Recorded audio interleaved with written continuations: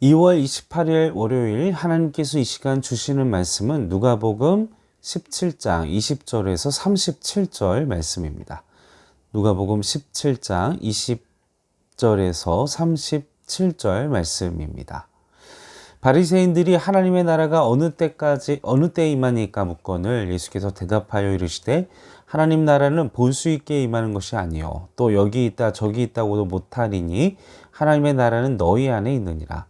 또 제자들에게 이르시되 때가 이르느니 너희가 인자의 날 하루를 보고자 하되 보지 못하리라.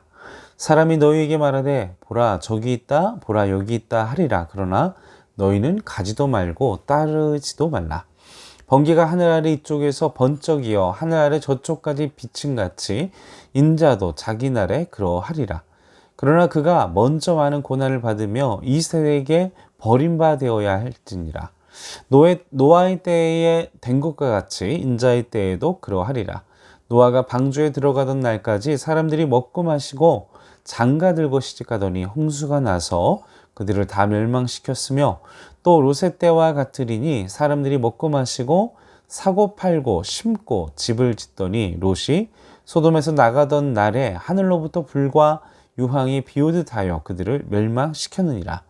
인자가 나타나는 날에도 이러하리라. 그날에 만일 사람이 지붕 위에 있고 그의 세간이 그의 집안에 있으면 그것을 가지러 내려가지 말 것이요 밭에 있는 자도 그와 같이 뒤로 돌이키지 말 것이니라. 롯의 처를 기억하라. 무릇 자기 목숨을 보존하고자 하는 자는 잃을 것이요 잃는 자는 살리라.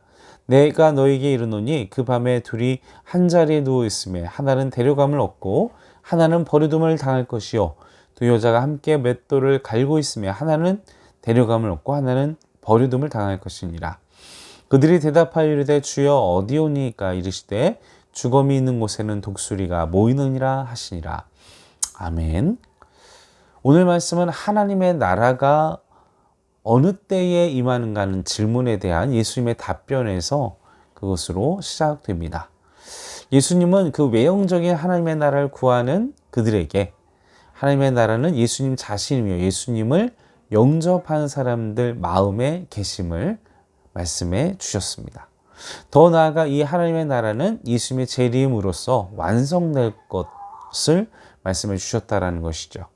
오늘 말씀을 통해 예수님을 영접한 한 분 한 분의 심령에 하나님의 나라가 임하기를 주님의 이름으로 간절히 축원합니다.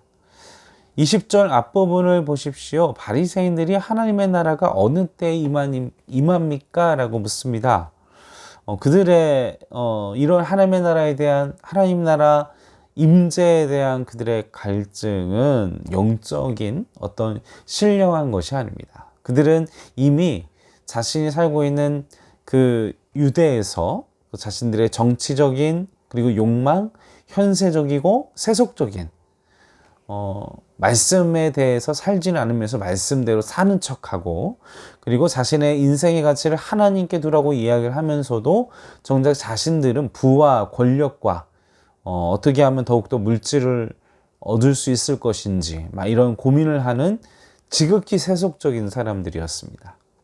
그들의 하나님의 나라 임함에 대한 갈증은 그 하나님의 나라가 임함으로 말미암아 어떻게 하면 또 내가 그 현세적인 성공 성공과 입신양명과 그들은 어떤 그 영적인 것이 아닌 그 하나님을 빙자해서 또다시 그들의 사리사욕을 채우고자 하는 참 순수하지 못한 그들의 마음과 그들의 생각 가운데서 이야기를 한 것이었고 예수님은 그것을 알고 계셨기 때문에 그들은 외형적인 하나님의 나라를 얘기하실 때 이미 그들과 하나님의 나라가 임했고 함께하고 있고 예수님 자신이 하나님 나라이시기 때문에 20절, 21절 말씀 보십시오. 또 여기저기 있다 하고도 하나님의 나라는 너희 안에 있느니라. 이미 예수님이 그들 안에 계시기 때문에 하나님 나라 안에 있다라고 말씀을 해 주시는 것이죠. 그런데도 그들은 알지 못합니다. 왜요? 그들은 예수님을 영접하지 않았기 때문인 것이죠. 하나님의 나라를 경험하고 하나님의 나라가 임하는 것을 체험하기 위해선 전제 조건이 있습니다. 예수님을 나의 구주로, 나의 하나님으로 받아들이고 영접하고 그 영접했을 때 하나님의 나라가 우리 안에 있다라는 사실인 것입니다. 하나님의 나라가 임했다라는 사실입니다. 믿으십니까? 그렇게 저는 믿습니다. 하나님의 나라는 세상 나라와 같이 눈에 볼 수 있거나 어떤 지정된 장소에 임하는 것이 아닙니다. 하나님의 나라는 보이지 않는 가운데 예수님을 영접한 우리에게 임하고 이루어지는 것입니다. 또 흥하고 망하는 세상의 나라와는 달리 하나님의 나라는 영원합니다. 하나님의 나라는 변하지 않습니다. 하나님의 나라는 영원하다라는 것입니다. 무한합니다. 그렇기 때문에 진실되게 죄를 회개하고 그리고 예수님께서 선포하셨죠. 공생애를 시작하시면서 회개하라. 복음을 믿으라. 하나님의 나라가 가까이 왔다. 진실되게 회개하고 예수님을 영접하는 자. 그때에 하나님의 나라가 임하고 하나님의 나라가 임하면 우리는 무한한 자유와 행복을 누릴 수 있습니다. 그러자 22절과 25절 말씀에 보면 바리새인들이 그 인자의 날 그리고 제자들에게 그때 환난의 때에 대해서 말씀을 또 하게 하시죠. 근데 그것은 역사적인 예루살렘의 멸망의 때에 대한 설명도 포함되어 있습니다. 재림의 때 마지막 때에 대한 내용이 여기 안에도 있지만 또 예루살렘 멸망에 대한 그 때도 이 본문 안에서 일부 말씀하고 계십니다. 그런데 오늘 말씀의 그 마지막 때 환난의 때는 23절에 보면 거짓 선지자와 거짓 메시아들이 출현해서 메시아가 여기 있다 저기 있다 하나님의 나라가 언제 임한다 이렇게 현혹을 한다라는 것입니다. 그런데 그건 다 거짓이라는 것이죠. 마치 이단이 주장하는 것들은 자신들만이 하나님의 계시를 받았고 천사들의 소리를 들어서 우리만 시간과 때와 장소 알고 있다. 그런데 예수님이 그 하나님의 나라에 임하는 때에 대하여 분명하게 얘기를 하고 계십니다. 24절 함께 읽어보겠습니다. 번개가 하늘 아래 이쪽에서 번쩍이어 하늘 아래 저쪽에 비친 것 같이 인자도 자기의 날에 그러하리라. 여러분, 빛이 반짝했을 때 얼마의 거리를 가는 줄 아십니까? 30만 킬로미터. 지구 7바퀴 반을 돈다는, 지구 7바퀴 돌았다는 얘기는 무엇입니까? 이미 온 세계, 온 열방, 이 지구 안에 있는 사람들은 다 알게 됐다는 얘기인 것입니다. 다시 말하면 주님의 나라의 임함은 온 세계가 동시에 다 알게 된다는 것이죠. 일부 사람에게만, 일부 이단 종파들만 하나님의 나라의 임함, 마지막 때 임함을 아는 것이 아니라 온 세계와 온 열방과 모든 사람들이 다 알게, 순식간에 다 알게 된다는 것입니다. 예수님께서 오시고 그리고 25절 말씀에 보면 예수님의 그 십자가의 고난을 예견하시고 그리고 그 고난을 통해 죽으시고 부활하시고 그 복음이 완성되고 그 복음을 받아들이고 전파되고 받아들이고 온 열국과 온 만국이 듣고 전파된 후에야 예수께서 그 영광 중에 재림을 하게 되신다라는 사실인 것입니다. 마지막 26절에서 37절 그 인자의 때에 일어날 일들에 대해서 기록을 하고 있습니다. 그때 어떤 일들이 벌어진다고 합니까? 두 가지의 비유를 들어서 말씀을 해주시죠. 노아의 때와 롯이 그 소돔과 고모라가 멸망하던 때 공통점이 있습니다. 노아의 그 홍수로 인해서 물이 불어나고 멸망당하는 때 그리고 소돔과 고모라가 불바다가 되는 때의 공통점은 그 시기와 그때가 될 때까지 사람들은 먹고 마시고 놀고 쾌락에 현실적인 즐거움에 취해 있다는 것입니다. 일과를 똑같이 보내고 있다는 것이죠. 우리의 마지막 때도 동일하다는 것입니다. 다들 결혼하고 그냥 출근하고 퇴근하고 또 놀고 이렇게 그냥 우리의 일상을 보내고 있는 그런 가운데 하나님의 때의 임함이 그와 같다라고 오늘 본문 말씀을 통해서 이야기를 하고 계신 것입니다. 그렇다면 이러한 때에 우리가 가지고 있어야 될 삶의 자세, 이 마지막 때가 언제 임할지 모르는데 그때까지 우리가 어떤 삶의 태도를 가지고 있어야 하느냐. 33절을 보십시오. 무릇 자기 목숨을 보존하고자 했던 사람. 그리고 32절 말씀 보면 롯의 처를 기억하라. 롯의 처는 어떤 사람이었습니까?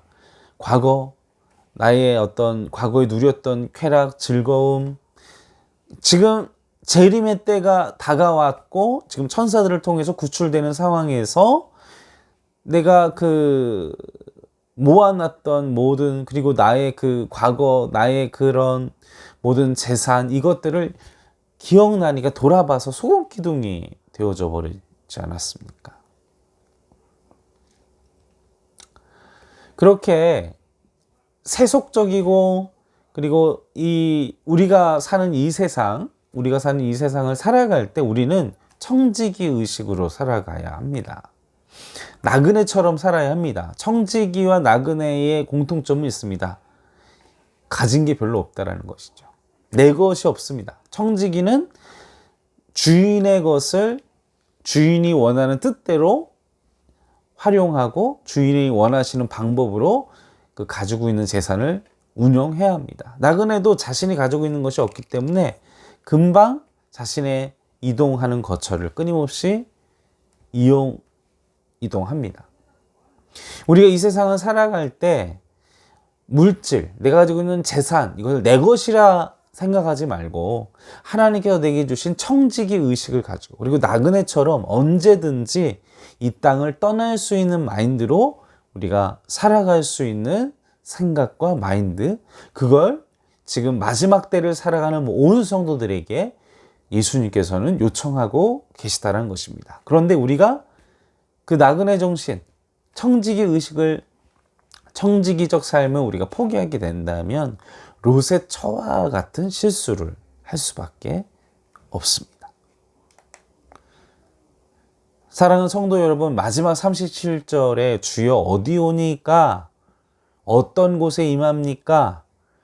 그러자 예수님은 죽음이 있는 곳에 독수리가 모인다 하셨습니다. 죽은 시체가 있는 그곳에 독수리가 모여드는 것 같이 영적으로 죽은 자들이 있는 그곳에 반드시 하나님의 심판이 있다라는 것을 주님은 말씀해 주십니다. 사랑하는 성도 여러분, 하나님의 나라가 임하는 것은 외형적인 게 아닙니다. 그리고 우리가 예측하지 못한 우리의 일상 속에서 임하게 될 것입니다. 그러나 우리가 취해야 할 삶의 태도는 청지기 의식으로 내가 누리고 가지고, 그리고 내가 하고 있는 그 모든 것들에 대하여 내 것이라 주장하지 않고 하나님께 내 모든 주권을 드리면서 삶을 살아갈 때, 언제든 전쟁이든 그 마지막 때에 31절에 세간을 가지고 가지 마라. 그냥 그때가 되면 그냥 그걸 버려두고 포기하고 그냥 바로 피해라. 바로 마지막 때를 맞이해라 라고 말씀하시는 주님의 말씀처럼 오늘도 내일도 우리가 너무 이 현실의 삶의 안락과 평안함을 누리기 위해서 그것을 못 가져서 힘들어하고 괴로워하기보다 청지기 의식, 그리고 나그네 정신을 가지고 하루하루 승리하시는, 그리고 주신 것을 누리시고 또한 언제든 하나님의 내 것이라 하지 않고 하나님의 것이라 말씀하시는 우리 행정교회 성도 여러분들 되시기를, 그런 내가 되기를 주님의 이름으로 간절히 소원합니다. 함께 기도하겠습니다. 아버지, 주님의 때가 언제 임할지 알 수 없습니다. 예수 그리스도를 영접하였기에 주님의 나라가 우리에게 이미 임했음을 우리는 믿습니다. 마지막 때, 그리고 세상에 주님이 재림하시는 그날 우리는 알 수 없으나 우리가 내 것을 내 것이라 하지 않고 이 세상을 언제든 떠날 수 있는 나그네의 정신을 가지고 내게 주신 것을 감사하며 주인이 원하시는 그 방법을, 주인이 원하시는 뜻에 따라 청지기의 정신을 가지고 하루하루를 살아가는 내가 될 수 있도록 도와주시옵소서. 감사와 찬송과 영광을 올려드리오며 우리 권하신 예수님의 이름으로 간절히 기도하옵나이다.